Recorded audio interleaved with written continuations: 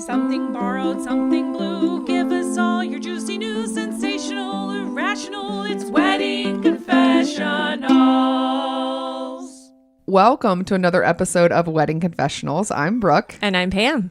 And the only thing we love more than weddings is talking about weddings. Oh my gosh, I love talking about weddings. Every day. Every day of my life.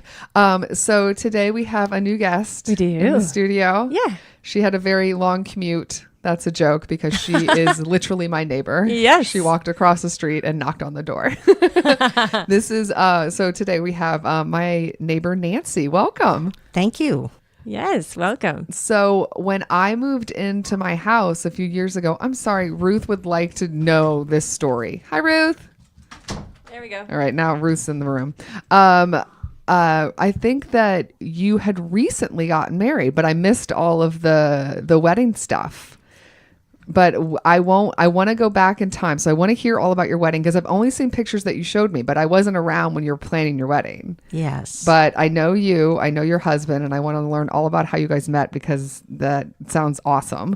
But let's go all the way back in time. Oh, should I tell everybody how Wedding Confessionals works? Yeah, let's do that.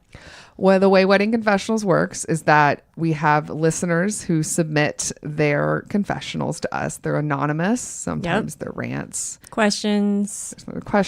Sometimes they're just fun stories. Yeah. And we read a couple of them and we chat about them. We answer questions. We help them out. Yes. We have a guest on and we have them help us as well. But we want to know sort of your insight with weddings before we give them the chance to answer questions. Mm-hmm. So Nancy, we're going to find out all about your world of weddings from your life. If we go all the way back to the beginning, do you remember how old you were when you went to your first wedding? I was 11 when I went to my first wedding. Okay. Were you in it? Do you remember? No, I was not in it. Matter of fact, I was only allowed to stay for the wedding and was whisked away not to be at the reception. Oh, adults only reception. Was it a Adults family only. wedding? It was a family wedding. Yeah. Yeah. And I actually have never let that cousin forget that she made me leave. Yeah. Wow, made an impression. I like it. Yeah. So did you go to a lot of weddings as a kid after you turned 11 or? No, I think I started going to a lot of weddings in my 20s. That's when most everybody starts getting married. And I have a big extended family, and there were a lot of weddings. And I was in many weddings of friends and family. And then, of course, people got unmarried and they started getting married again. And I still wasn't participating in getting married myself. So yeah. So how many weddings do you think that you've been to? I would say at least 20. Okay. Mm-hmm. At least 20. There's no natural way for me to segue into this, but when we were chatting about you coming on, you mentioned that you went to a very interesting wedding. Was it in the late 60s? Do you remember we were having this chat? Yes, I do. Do you mind just retelling that story? Because I was like, people need to hear this. Oh, I can't wait. I had a college friend, really nice guy, and he was getting married, very excited, and said, you have to come. And I was sort of at that point, I didn't have a boyfriend and I really didn't want to go. And he said, oh, you have to. So I went. It was at the Beverly Hilton Hotel. Mm-hmm. And my parents drove me there because I wasn't yet driving the freeways. And they went downstairs and had a lovely dinner while I was upstairs in the wedding. The wedding had at least 300 people. But before you went in the wedding, there was a lot of food and people were eating and drinking before the wedding and lots of gaiety. And it was just very uncomfortable because I didn't know anybody. So I went into where the wedding was being held, and there was a couple sitting next to me who had never been to a Jewish wedding. And they were telling me how excited they were about being at this wedding. Well, I looked at the ceiling, and there were at least, I can't even tell you how many. The whole ceiling was covered with rose decorations and rose flowers. And for anybody who has an allergy, it was just a killer. Right. So I'm sure. So it was all real plant life just hanging. Got yes. And then they kept asking me, gosh, is this how all Jewish weddings are? And I said, truly, I've never seen this before. So the wedding started, and the bridesmaids started down the aisle. And one of them, her dress was so tight, she never made it. She only got about a quarter of the way, and she had to stop because she could no longer walk. It was just... The skirt was too narrow. The whole dress was too tight. She just couldn't make it. Oh So my she gosh. just She sat stopped? in an just sat like with the people. Yeah, she had to because she just couldn't do anything. Were they like mermaid dresses? Like, Just the skirt was very narrow, a very straight skirt. okay. So Oh my goodness. the groom walks in and he's very excited, et cetera, with his parents. And then it's time for the bride. And she came up on a platform from underneath the floor. No, she didn't. And, And first, though... Like a pop star. Yeah. This First, is Britney Spears. amazing. so first there Why was... didn't I think of this? So first there was like a lot of dry ice, so it looked like she Yes! was, ethereal. And she comes up from the floor, and unfortunately, she wore contact lenses, and all the dry ice dried her eyes out. So she was squinting and kind of looking around like she knew where she was. And of course, the couple next to me said, "Is this the way all Jewish weddings are?" And I said, "Of course, I have never seen this before, truly." And I was thinking, I hope I never see this again. So her parents have to act like guide dogs to get her up to the, where the actual ceremony is. Where her groom is? Where her groom is. Oh, no. And on the stage were two really elaborate candelabras with candles lit. Mm-hmm.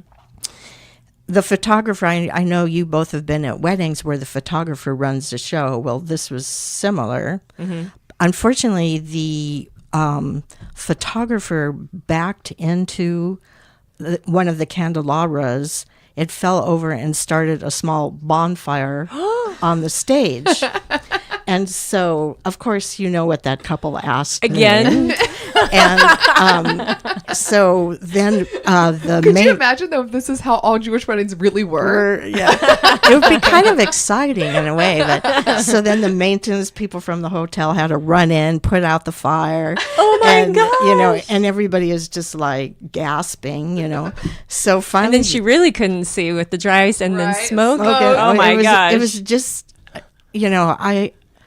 I was thinking to myself the whole time, I really didn't want to come to this, but this is a little bit entertaining. Like, where's the popcorn? This isn't something you'd see every day. So the wedding kind of finishes. Mm-hmm. Everybody makes it out, and they get out to the reception, and it's like, a 40-piece band, and both of their fathers were in the meat packing business, so there was like every possible meat thing you could think of. And I left because, after that ceremony, that was enough for me. Yeah, that's fair. Oh, man. I want to know what happened at the reception. The wedding was so I good. love the idea of just coming up from the ground That's amazing. as if it was like a Super Bowl halftime show. Yes. Beyonce is coming up. Totally. Yes. That's amazing. Oh, God. They think we do it too much now. That was in the 60s. Yeah. I know. I'm impressed. Yeah. I like it. It was like the beginning of disco. That's what it kind of feels like to Yeah. me. Yes, yes, So I definitely want to now get into your wedding. yes. So your husband's name is Bob. Right. Also, I think the listeners need to know that Ruthie's number one fan is Bob. Bob is obsessed with Ruth. So I worry one day if Ruth is missing, I know where she is. Across the street. Yeah, she's with Bob. Yes. Yeah. Well, you don't have to worry. I mean, that is where she would be. Yeah, she on her own when we go on dog walks, we'll try to walk towards their house. She loves Bob. But so how did you meet Bob?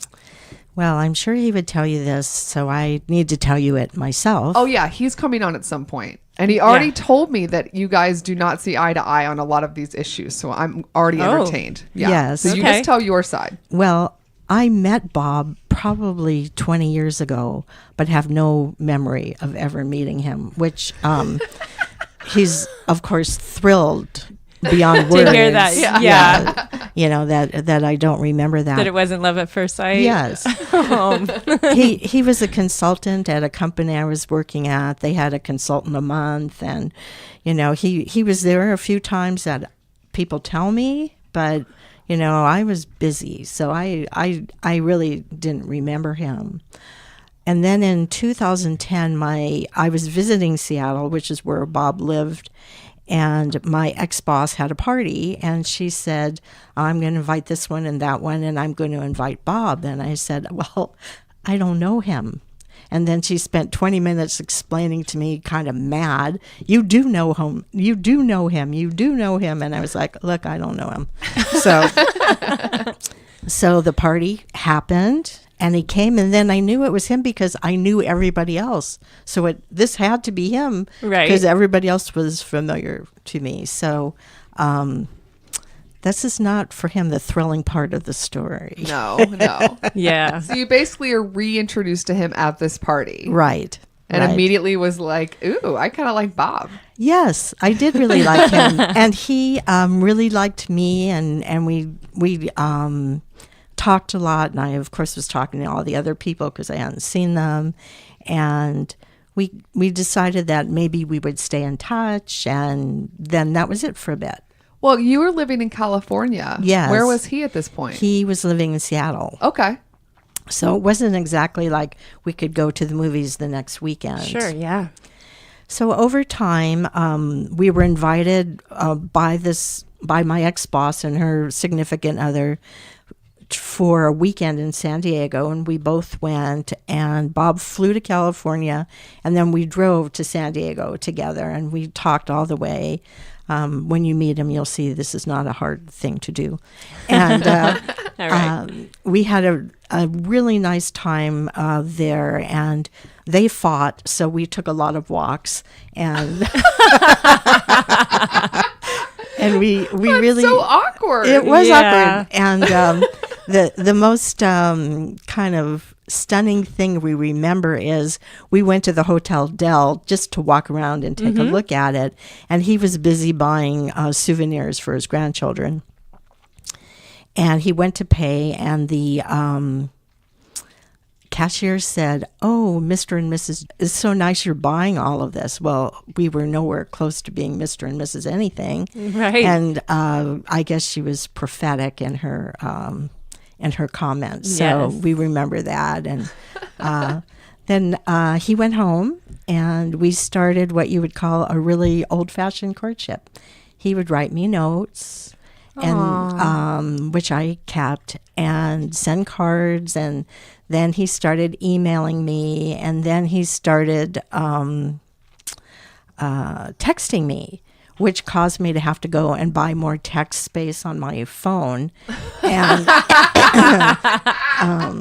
You're like, what is this? this is too much. Yeah. So Quit texting me. Whenever you begin texting, when texting comes into your life, Yes. it is so foreign and weird, right? Do you remember when texting first started? I didn't do it at first. Did you immediately dive in? Pam's Yeah. making a weird face. Yeah. It took me a while. I remember every time a text would come up on my phone, I thought it was going to cost me like 50 cents. I was convinced. Oh. I Yes. didn't know enough about the billing or anything, so I would just never answer them and just call people like a very long time. But now it's like I never call anyone.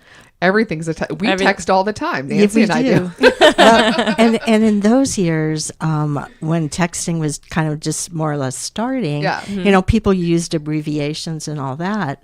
Well, Bob didn't. He used it like a letter. He wrote the whole thing, and before you know it, I was out of texting space, so I had to go and do something about that. And then we started calling every Sunday, and we started to live for every Sunday because we knew on Sunday we would be talking for that 1 hour with each other. And then things kind of progressed from there. Oh, wow. Oh. So Yeah. how did he propose to you via in person or did you guys just decide let's get married? Was it a convo? How did that work? Well, it was sort of an interesting time in our lives. He had been divorced for a long time. I had my mother living with me who was deeply in dementia, and we had a lot of caregivers in and out. And he had started talking. When you have a long distance relationship and you're talking on the phone, you really start to really talk to each other because that's all you've got. Yes. And he started talking about, do you think you'd ever get married again? And I really made a very passionate argument about why I thought it was not a good thing. Because I had my mother and the caregivers, and it was very chaotic at the house, and to try and move anywhere with her and all of the paraphernalia would be really hard. And he listened very, very intently, and then he said, if we got married, I would be coming to help you, not to make it more difficult. Well, it's kind of hard not to love somebody who says that to you. Yeah. Yes. Aw. So he kind of, we kind of talked about it a little bit. And I said, you have to do this in person. I'm not going to take a telephone proposal, That's right. Via text. Yeah. I'm not taking any telephone proposal. So I went there for his birthday. And we went to Salish Lodge, and we had a really nice dinner. And he said, let's go out by the falls. And I said, I don't know, it's kind of cold out there. And, I can see the water fine. We had a really nice table and all that. And Nancy, you're going up there to get proposed to. And he Why are you says- making this difficult for this nice man? it's kind of cold outside. I can see the falls just fine. And he is like, we're going outside. And I said, okay, we're going outside. So so we get to the falls.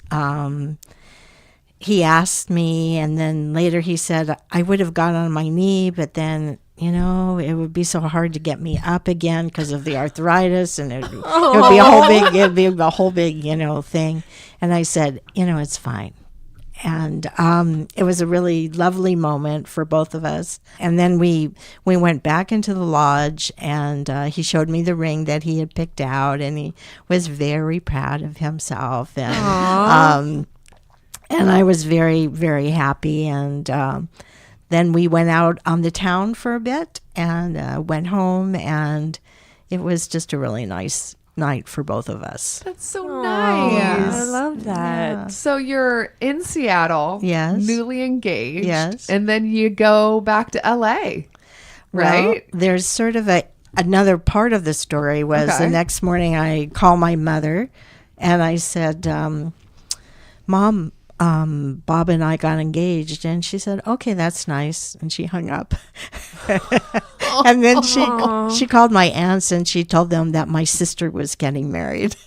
So we kind of laugh about that. And as time went on, it was like she was getting married and all of that. Yeah. I called all my nieces and nephews and my sisters, but the best response was my niece, the mother of the 8-year-old, Yeah. who at the time was 3.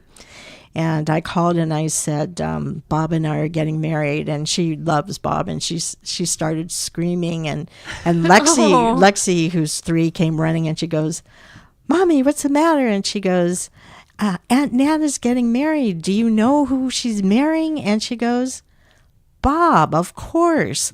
Like, who else would it be? Aw, that's so cute. That's so cute. Yeah. So then I came back to LA and we started talking. Well, the moment you tell people you're getting married, like in the next minute, they think you know when, where, all Sure. of the, Yep. yeah. like As if like the romantic moment after you get proposed to, you're like, let's talk logistics. Pull your calendar out and Yeah. let's pick a date Right, right now. right now. yeah, I'll text you a date. So I came back and we really started to think about things because Bob had to move to California. He knew that it wasn't possible for me, and he was living in an apartment and he didn't have to sell a house and all of that. And he was pretty much a minimalist anyway. So we started talking about dates, and the way we came upon our date was the grandchildren have to have extra days for snow days in Seattle. Oh, yeah. So we had to plan that if we got married in June, that the snow dates would pass by and it would be far enough out that they could still come. That's funny. So we did that, and I had always said if I got married, and that was a pretty big if, because I had been ambivalent about it for many years. I would never get married in June. I would not get married outside. And I would not wear a wedding dress. And it turns out I'm a big fat liar because that's exactly what happened. So we started thinking about where we would get married. And when I flew back to LA, I had to go immediately to a work meeting, from the airport to the work meeting. And I told my boss, Bob, and I got engaged. And he said, Carol, that's his wife, and I would like you to get married at our house, which was a lovely thing. Yeah. But then as things go, also I was never planning for a very big wedding. We got to like 206 people, and his house could only accommodate like 100 people. So he said, well, why don't you get married here at work? It's, it's a very nice park-like setting, which it is. And it's very beautiful, and we have people here who can do everything. And so get married here at work, which, many people don't get married at work. But we did, and we did have 206 people. Bob's original thought was we would get married in Seattle and have people there, and then get married in Los Angeles and have people here. And it was like, are you kidding me? I mean, it's so hard to plan one wedding, let alone two. That's a good point. And do you know how much things cost? Turns out he had no clue how much anything cost. So we ended up having one wedding, and that worked out fine, and his family came. And it was just, for us, the most magical day. We got married on the shuffleboard court, which didn't seem weird to us because our friends had gotten married on a volleyball court. I like this. Sounds fun. And there was a huge trees where the ceremony part was, and wisteria trees. So every so often the wisteria would fall on the guests, and they loved it. pretty. They thought we did that on purpose, which we of course did not. You say yes, though. Yes. But it was getting married at work has some real advantages because people know you and love you in ways that you never knew. Before we got married, an employee died, and the engineering staff was in grief because he was one of the engineers. And so what they did was pour that grief into building us the biggest Hoopa you have ever seen in your life. We said if we could close in the size, we could have a house because, the engineer who built it, who was the main builder of it, came to me, and he is really like a cowboy in real life. And he said, Nancy, I'm going to build you a Hoopa. And I said, well, gee, that's great. He said, yeah, I had my wife look it up on the internet because I didn't know what a Hoopa was. But I know what it is now, and I'm going to build you one. And he did build me a big one. Well, then the gardeners were like, hey, we want to do something too. So they rented like 50 5-gallon 5 roses in a 5-gallon can, 50 of them, so that they would be all around, and they had re-landscaped where we were having the wedding and the reception. And then the food people said, well, gosh, if they're doing all that, we want to do this. And so that sort of went a little bit to the expense side, but it was well worth it. And it was just a lovely, lovely day with people feeling really happy for us. And it was beyond just a party and a wedding. You could really feel that people were just thrilled that this had happened. And we had people from everywhere come in. My babyhood friend, my best friend from high school, my best friend from college. Everybody, of course, scatters to the wind as years go by. And my mom was alive yet, so we were really happy that happened. And Bob's family came, and it was just a wonderful, wonderful day for us. We did not have bridesmaids and all of that because it just seemed silly to us. And Lexi, my great niece, was the flower girl. And recently she had to make a board of the most important things that had happened in her life at age 8. And one of them was that she got to be a flower girl at the wedding, and she put a picture and all that. That's so cute. Yeah. And we had our families walk in together, but somebody from Bob's family escorted somebody from my family in to kind of show we were wanting to integrate the families and make like it that. one. So it was a great time.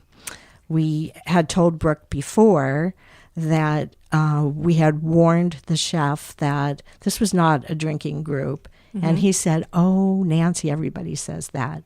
And I said, oh, I'm telling you, they're going to eat, but they're not going to drink. And so for 206 people, the bar bill was $800.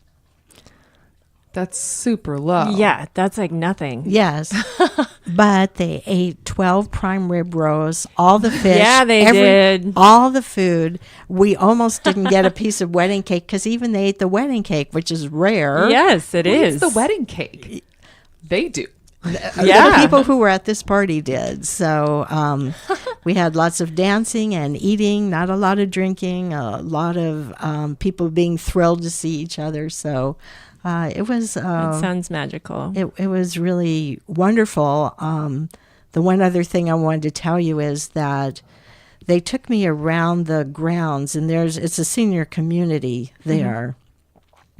And they decorated a golf cart for me to sit in as they drove me around to get to the place where we were walking in. That's yes, amazing. I love that. But the part that was so touching was all the residents that could were outside waving to me as I rode by. Oh, you were like Meghan Markle. Yes, and love it. and a smaller version, and throwing kisses and congratulations. Oh, what a and fun day too, like a festive day. it was big for them Yeah, too. the community. Yeah. And we had said that if any of them wandered down into the wedding just to feed them or give them cake or whatever, and Yeah. they didn't, but they did make their own parade so that we could see them and they could see us. That's so nice. cute. Yeah. That is so cute. Yeah, it was really very touching. Yeah. Oh, I love a I story. love this story. Yes. I wanted to talk a bit about the wedding planning, just because people listening are wedding planning Yes. currently for the most part, and Yes. kind of see what sort of tips or insight you had.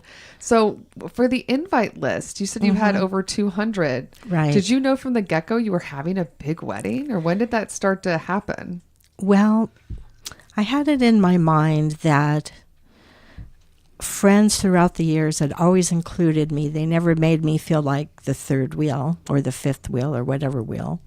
And so I knew that we would have a lot of friends, but I wasn't really thinking it was going to be 200 people.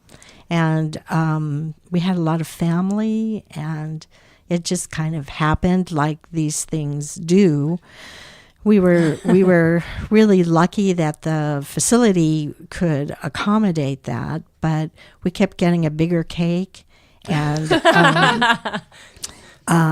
we kept getting called by Macy's saying, "There's nothing on your registry. You need to come in and register for more things." Oh my goodness. Yes, and by the way, they were quite wonderful, and they kept encouraging us, like probably some people could afford more than $6.99, so choose something a little bit more expensive than what you're choosing. Yeah. We were kind of embarrassed to be even doing a registry at this age and stage of our lives. Yeah. But if people want to buy you a gift, and they did, right? Yeah, they did. Yeah. And Bob wrote all the thank you notes, so that was really quite wonderful. Wow. That was the job. Go Bob. That was the job he wanted. So he wrote all the wedding. He wrote all the wedding thank yous. So that was really wonderful. Wow. Yeah. He's a very efficient guy. I could see that. Yeah. Yeah. He didn't drag his feet on that. No. One thing that I worried a lot about was getting a wedding dress. I should tell the listeners that this was my first wedding, my first time getting married, and I was 64, so I had waited a pretty long time. So I called around and I said to the wedding shop, I really, at this age, I can't look like a cupcake. I'll feel really embarrassed, and I don't want to look stupid. And do you have something that would be suitable for somebody my age? And the lady said, "Oh yeah, come in. Don't worry about that." And of course, then it comes out like I'm the oldest bride they ever had, and the lady who did the alterations, wonderful lady, but she said, "I don't think I've ever had a bride this old." And I was like, Thank you. Gee, that's nice. And we had a lot of comments where people said to me, "Oh my gosh, you're getting married? Well, that means there's hope for me." Like, Oh my goodness. And it was sort of like, well, I don't know. I'm not in charge of that. But I hope there's hope for you. I'm not sure what the connection is, but we got a lot of that. And but mainly people were just really, really happy for us. Yeah. Now, the planning, of course, we went to a local place for cakes, and the name of it is Hansen's, and they worked with us. We thought because our colors were yellow and blue that's what we wanted, and he said, "This is not a UCLA booster event. Choose one or the other because it's going to look really bad otherwise." So they were great, and we went there, and of course the place where I got the dress was called Bella Curva, because if you're not a size 8 or 10 or something, it's harder to get a dress that doesn't make you look like a cupcake, but it worked out fine. What kind of style did you end up going for? I had a A-line dress. I had a long dress, not a long train. And every time I tried on a veil, I started laughing. So there was no veil for me. You just thought it looked silly on you? It did. It reminded me of when we were little girls and we would dress up our dolls as brides. Right. And, they didn't often look really good either. So I like baby Nancy being like fashion critic. Yes. No, it's not a look for you. No. You could look better than this. Yeah. Sorry. So that was the dress place. Yeah. Love so it. we had the dress place, the cake place. We found a photographer that somebody recommended who specialized in lighting. And that was important because where we were outside had a lot of greenery and flowers, and they used a lot of the different lightings. And that was Laura Turner's, and she was wonderful. Yeah. A lovely lady. She helped set up the wedding before we got there, putting out favors and all that. And just a nice person. We got the band from where we worked. They had played there before, so they just came back and played, and that worked. And of course, the food was made by where we worked, so that all worked fine.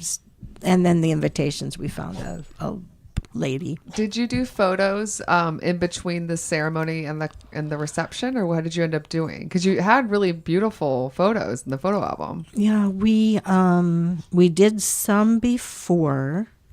We did some after the ceremony, not a lot, because we needed to get back to all those people. Yeah. Yeah. And we did all the family ones first before the ceremony, so that people wouldn't be pulled away and all you got to that. wrangle everybody early. Yeah. That's smart. Right. And because there were so many of them on top of it, it had to happen. Yeah. I think we're ready to ask the 2 questions. Yes. Pammy. I get to ask. Yes. What was the best and what was the worst part of the whole wedding process? I really think the best was the wedding day. It was just better than I ever could have imagined. And the worst was we started late. We started the wedding late. But everything else in between, we had a lot of showers, and I had to learn it was okay to feel good about that. The thing of people Yes. gifting you? Yes. It's weird. It is weird. Yeah. It is weird. And You just have to go with it. and we had 2 showers and a pre-wedding party and a dinner, which was a lot. But as my cousin said, you've been to so many of our things, we should actually just buy you a Rolls Royce and forget, all the things you've had to buy, all of us. So I think kind of getting in touch with your own emotion is good, Yeah. but it's also difficult. So that's a lot of answers. No, those are good answers.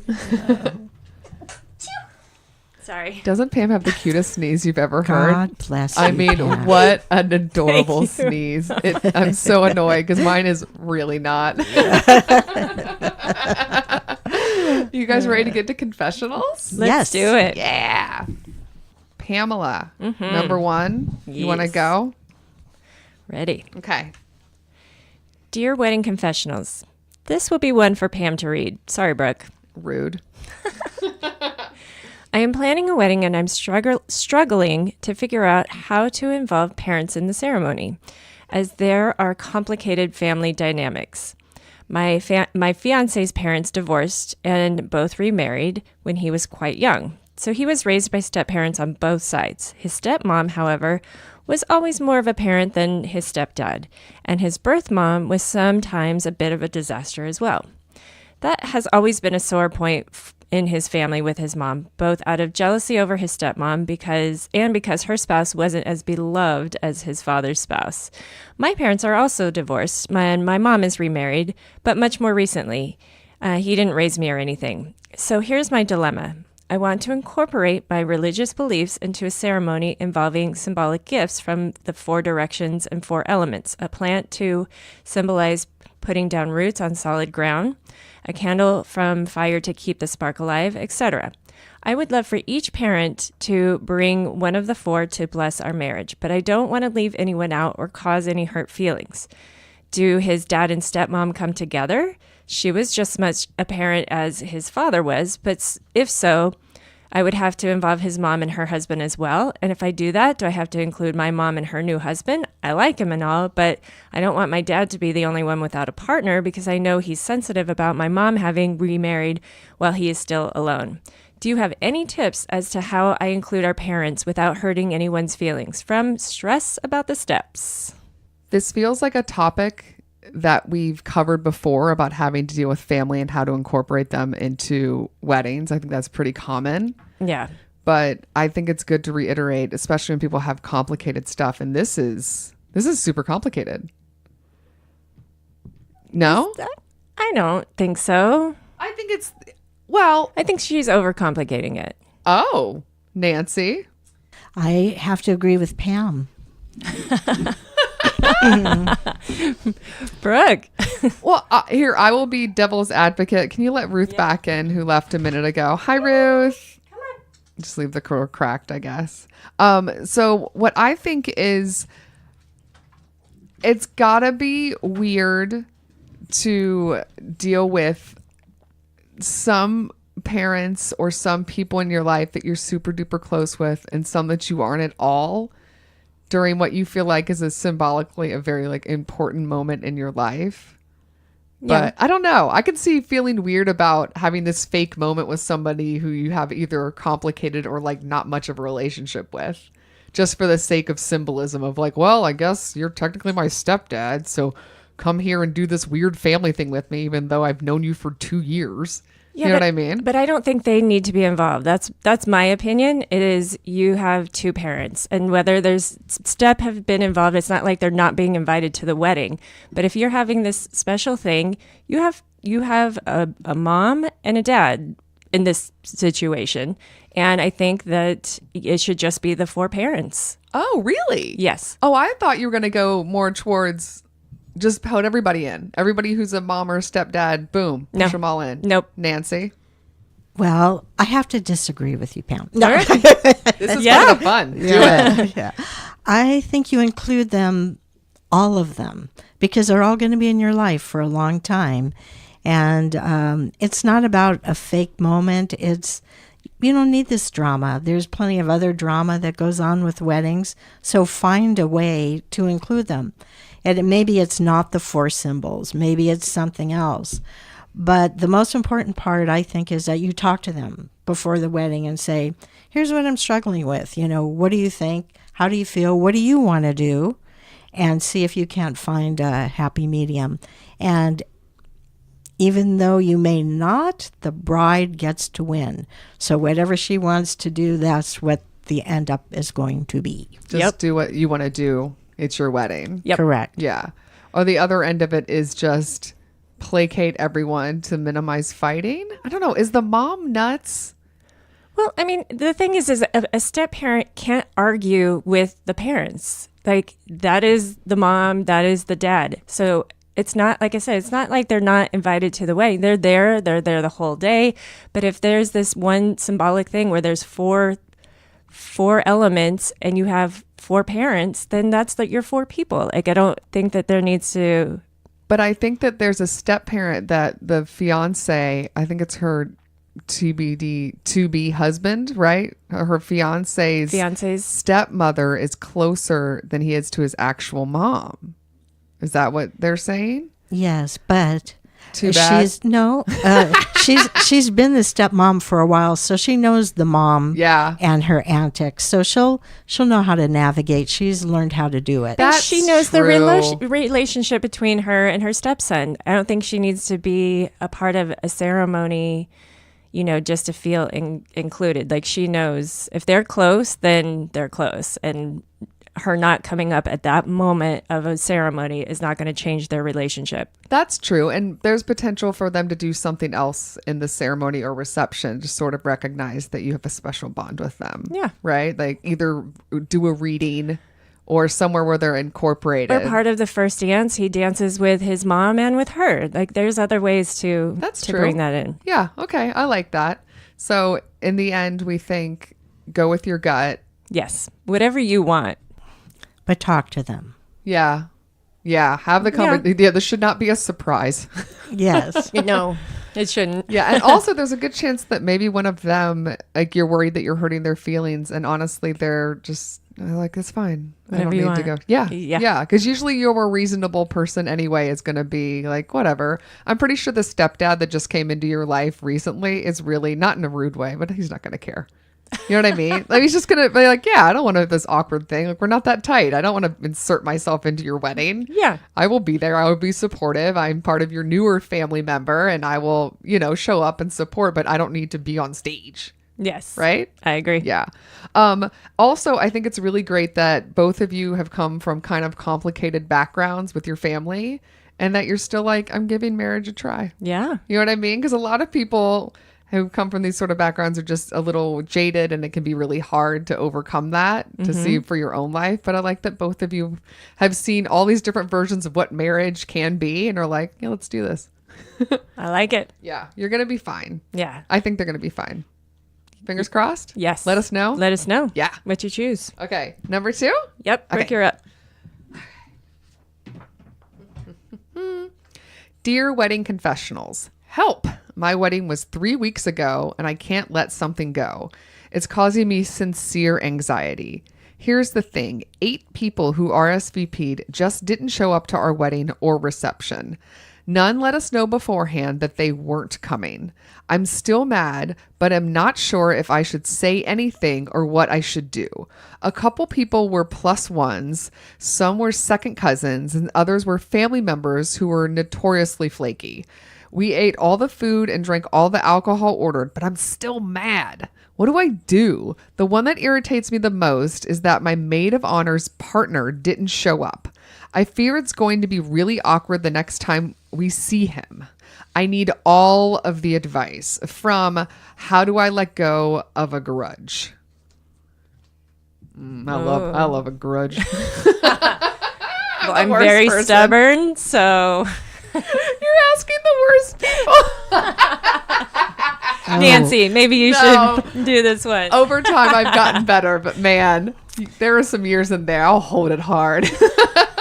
Okay, so what I would say about this is, Yeah, Nancy, please guide us. as time goes on, it becomes less and less important, and you will find in life that there will be many activities people RSVP to and don't show up. I think it's only 8. I was thinking, that's great. I can show you other activities where, 20, 30 people didn't show up. So it's not worth it. It's not worth being anxious about it or upset. And, as far as your maid of honor's significant other not coming, I imagine that would be a significant conversation for them, but you don't have to get in it. That's a good point. Yeah, it makes me think he might not be in the picture for much longer. That's a really good point. Yeah, I think one of the things that we've kind of hit on a couple times is that when planning a wedding and when bigger things are happening in your life, all of the people around you, you want them to magically become better versions of themselves. If you have like a mean mom, you want her to be nicer. If you have a flaky relative, you want them to show up. Even you wrote, they're notoriously flaky. Yes, this is on brand. Yes. This is who they are. So with those ones, this is just what you signed up for. You had to know when you invited them that this might happen. Shockingly, look what happened. The other thing I will say is that you seem like a person that is like a little bit of a fiery, personality, which like, hey, I can relate. It's Love fine. it. Yeah. Yep. Is that, there's nothing wrong with a little polite ribbing. You don't have, and that can sort of alleviate all of your own pressure. Yeah. That boyfriend or whatever, the partner of the maid of honor, is that what it was? Yeah. Oh, feel free to be like, oh, it's so nice finally seeing you. I would be fine poking a little bit, making a joke, and just let it go after that. You can do it once, and then you got to let it go. Yep. But if you want to do it once to every single person on this list, just to remind them, and you're like, I know you did this, fine. But after that, you got to let it go. Unfortunately. I like it. Yeah. I mean, that kind of like, and you got Address it a little got bit. to rant it to us. You got to let it out of your system a little bit. And like you said, as time goes on, you won't like, you know what I mean? You might remember, but it will become less severe. It will become less annoying. It will be this fun thing that you'll look back and be like, ugh, those idiots. Also, in reading this, in the back of my head, because, wedding planning and everything, you said that you ate all the food and drank all the alcohol. What if those 8 people were there? Will you not have enough food or alcohol? Maybe it was a good thing that 8 people didn't show up. Then you still had enough for everybody. Nancy almost ran out of cake. I know. That's right. Well, it also frees you up in the future around events these people have. Well, that's a great point. Yes. Oh, wait, are you saying that she would RSVP and then just not show up to something of theirs? Well, that's a possibility. Sneaky. Wow. Sneaky. She started off giving you advice that was very zen and let it go. And then in the end, it's like sneak attack. Dig. I love that advice. It's sneaky. No, I'm not saying you could do that, but you have that in your arsenal. Yes. So that might allow you to let go of the grudge. No, that's a good point. That's a good point. Yeah. Yeah. Some people are dummies. And they don't, and you know what? Also, a lot of these people, I'm sure, are the ones that aren't planners to begin with, so they don't know how frustrating it is when these things happen. Yep. It just doesn't even occur to them how rude this is. Or the expense or a whole lot of things. The coordination. They probably just don't have the experience, so they're just ignorant of how annoying / hurtful it can be. Yep. Some people are dummies. And some people don't know until you've actually gone through the wedding process. Yes. You don't get it. I mean, you might be like, oh, yeah, I get it. But no, you don't get it until you've gone through it. It's hard. Yeah. Stressful. Yeah. All of it. Yes, and I'm sure you are one of these people that always RSVP correctly and then act according to what you RSVP'd. And that makes you a really good person. Yes. And you have to lead by example. Yes. Number 3? Yes. Okay. Okay, I was in a friend's wedding. We all needed to complete duties and had to put deposits down. She had to put deposits down for her own wedding around the time of the wedding that she was participating in. And she wants to be able to give a gift, and the bride and groom mostly only wanted money. And her plan is to give the gift a little later. And she says, how can I do this without seeming like it was an afterthought or that I didn't want to but felt guilty about hearing about other gifts from Is It Better Late Than Never? Okay, so she wants to send the gift a little late. I think it's okay. I think it's fine. Yeah. I mean, listen, it's money's money. You know, Yeah. gifts are gifts. You give what you can. You give when you can. Yeah. And Emily Post says you have a year. Yes. Emily Post says you have a year You do since have a year. past the wedding date. And a lot of times people send it after. Yeah, they do. Some people wait to see what other people have already taken off a registry or just want to, give to like a honeymoon fund or if they're building a house or like, whatever sort of thing. I think it's fine. I think as long as it's within the calendar year and it comes with a nice note, people don't have weddings to collect debts, No. right? Yeah. And don't feel guilty. No. It's not an afterthought. Like Brooke said, you do have a year. So you're fine. Here's something that we ended up having to do. We gave the bride and groom a nice card, and then maybe 6 months later, we had them over for dinner, and we made them like a little wedding cake and a nice dinner, and we gave them their present then. And it was really fun because it was like having our own special wedding moment with them. Oh, I like that. That's a good idea. I like So that if a you're lot. giving it late and you feel a little guilty, make it kind of a special occasion. Take Yes. them out to dinner or have them over and then give them the gift in person and make it special.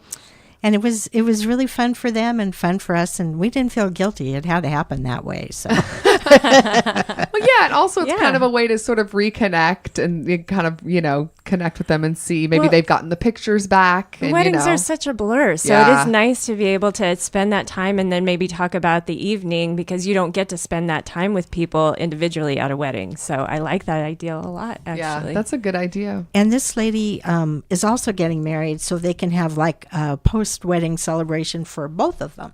Yeah. There you go. Yeah, I like that. That sounds like fun. Nancy's planning it. Yep, I like Nancy's it. planning. Yes. I'm going to crash it. Perfect. Pam RSVP'd but didn't show up. You know why. Typical.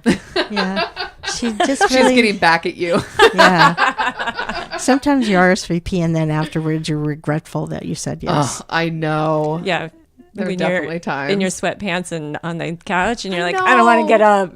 Right? Some days you were excited for whatever the event Yes. was, and then the day of you're like, oh, it's today.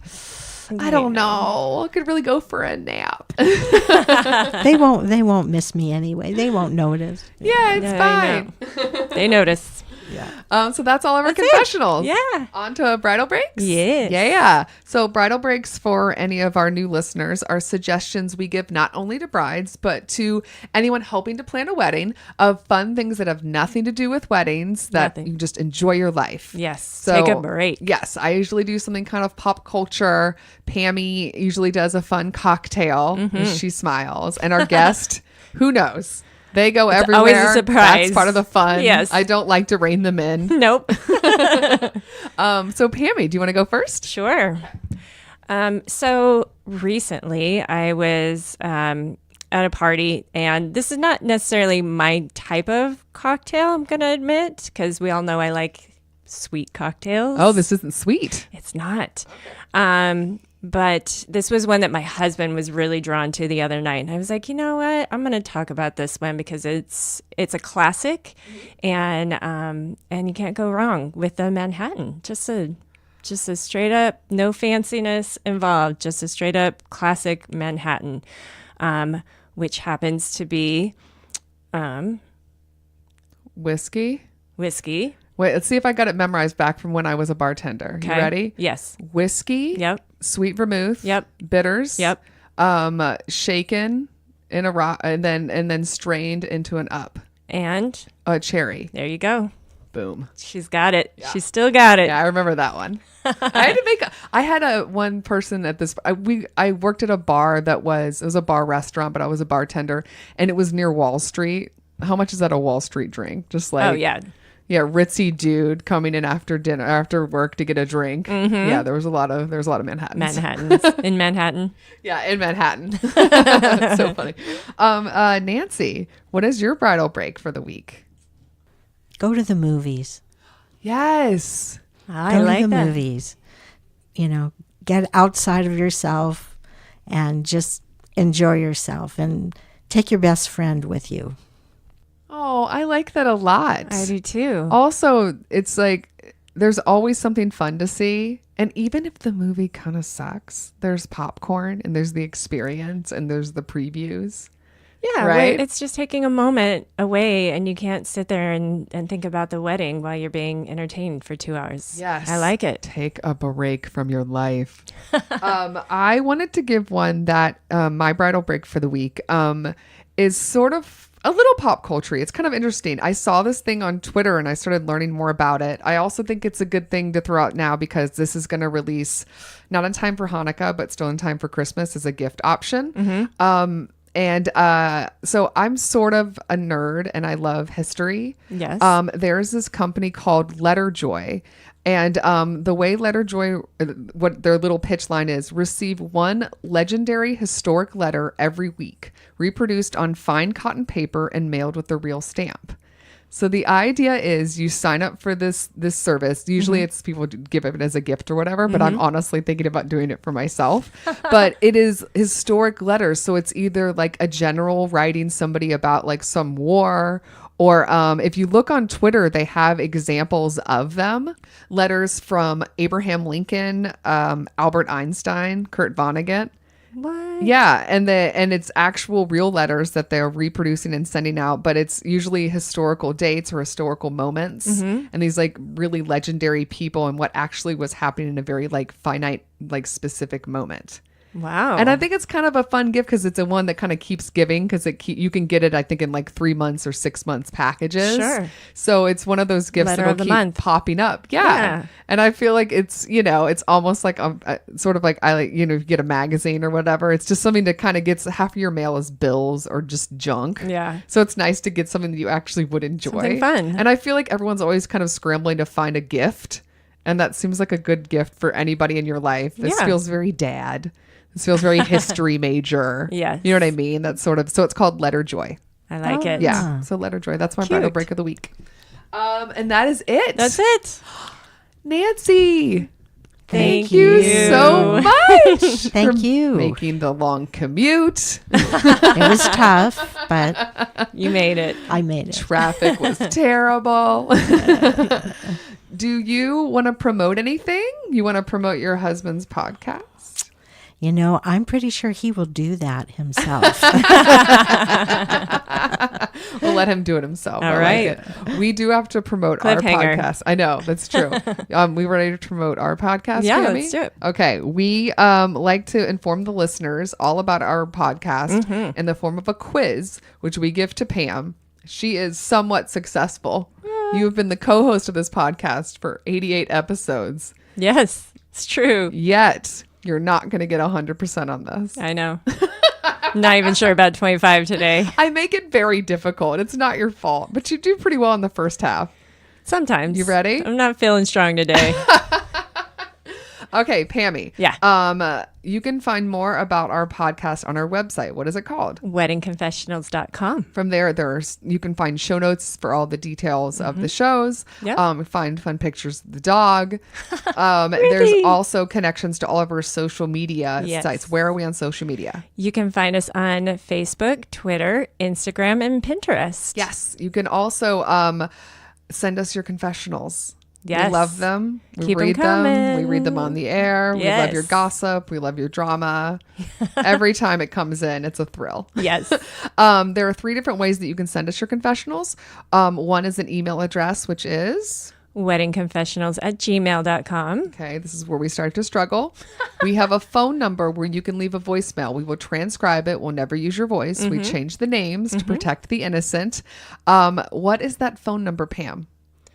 434 Yes. 933. Yes. Oh, crap. You've never, this is I always your know. roadblock.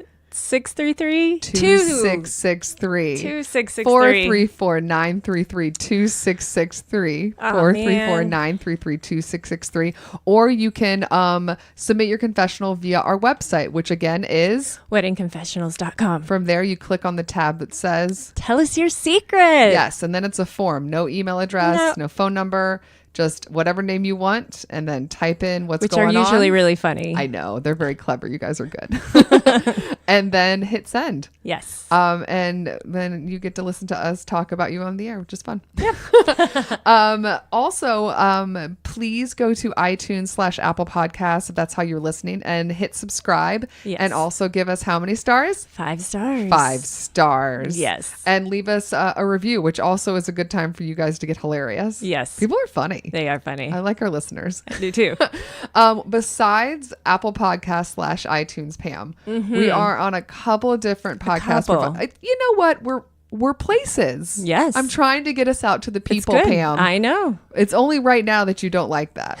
Mostly you like it. It's only in this moment where you're a little It's bit true. annoyed. Yes. Okay, Pamela, besides Apple Podcast in alphabetical order for my convenience, where can you find our podcast? Castbox. Yes. Castro. Yes. Downcast. Yep. Google Play. Uh-huh. iHeartRadio. Yes. Where are we? Into the P's. You're at iHeartRadio. You're at the I's. Well, I know, but then it goes. Oh. There's one in between before we yes, start there P. is. Not under, but Overcast. yep. Now we're in the P's. Podcast Addict. Player FM. Player FM. Pocket Cast, Podbean, Pod Paradise, Podtail, Podcast Addict, There it Podcast is. Land, Podcast Republic, Radio Public, Spotify, Stitcher Radio, and YouTube. Wee. You will be taught one day. Or Someday. not. It's kind of fun. I don't know. We'll see. Well, that is it. Nancy, thank you so much. Thank you both. It was a lot of fun. Yeah. Yes, and Pammy, thank you. I will see you next week. All right. Bye. Bye. Special thanks to Andy Schreier for our adorable theme song, And David Kantrowitz for our fantastic logo. and Ramsey Millette and Brian Maylard for their technical support. If you want to learn more about our show, where you got to go, Pam? Check out our website, weddingconfessionals.com. That's it, girl. We'll see you guys next time. Bye. Bye.